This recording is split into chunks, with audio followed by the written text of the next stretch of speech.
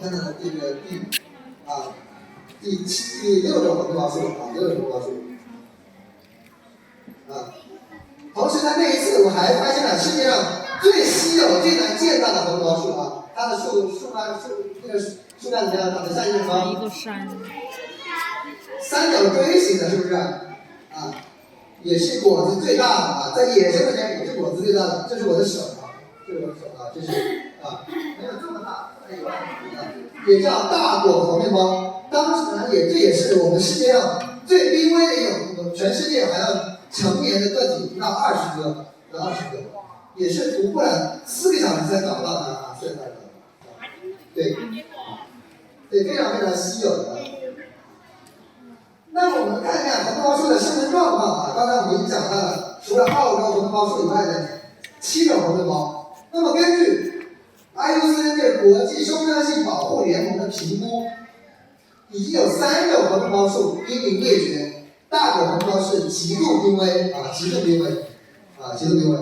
大熊猫现在已经是近危的等级，大熊猫要濒危的程度也要多得多。然后这个大红面包和这个灰眼红面包是一个濒危的等级啊，濒危的等级，所以我们要保护好啊这些地球上这个明星的啊这个庞然大物啊。那么根据这个全球气候变化生物学的一个研究表明，他们对马岛的4种红面包未来到2185年的一个分布进行了一个模拟，根据我们气候变化的一个模型，他们发现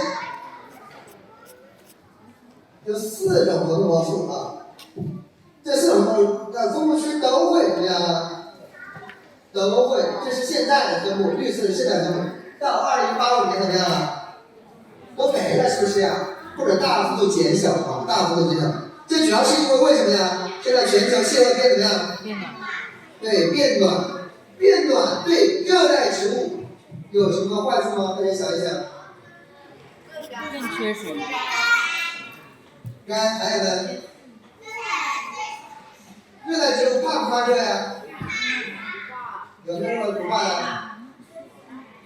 热带植物其实也是非常怕热的，因为生物的最喜欢的温度大概是多少度？大概都多少度？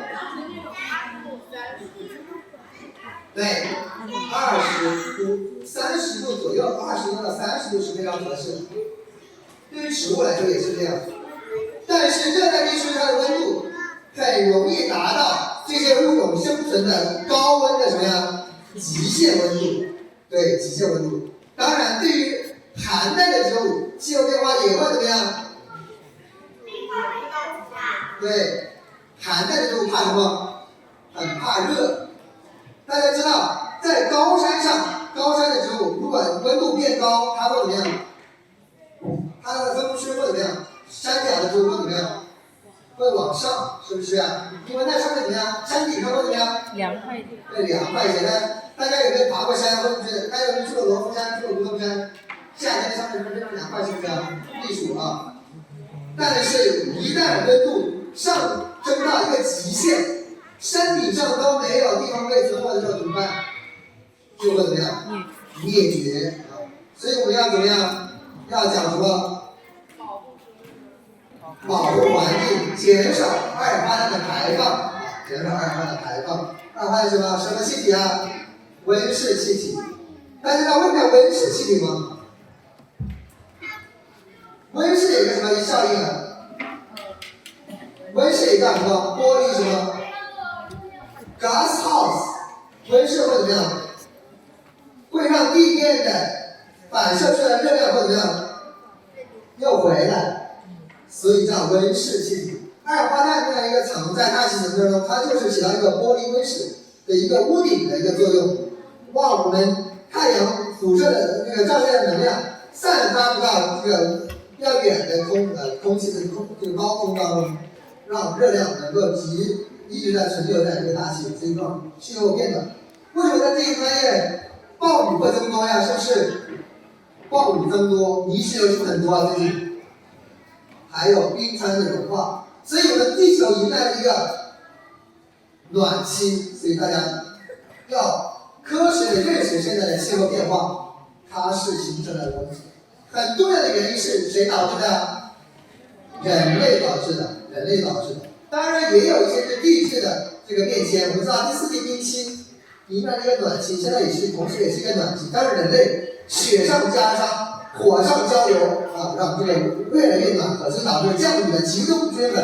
一会儿怎么样旱死，一会儿怎么样涝死，一会儿冷死，一会儿怎么样热死啊！所以这个很恐怖，很恐怖啊！所以大家一定要尽大家每一份力量去保护我们的环境啊。同时呢，也很可惜啊，很可惜，在草莓包树的生存繁衍中，有一种非常重要的动物，刚才说到的蛾子、狐猴、大鸟，还有一个很重要的，这是什么？渡渡鸟。这是什么鸟？渡渡鸟。鸵鸟。这个是什么鸟？这人是个成年的男人，这个是已经灭绝的 elephant birds，象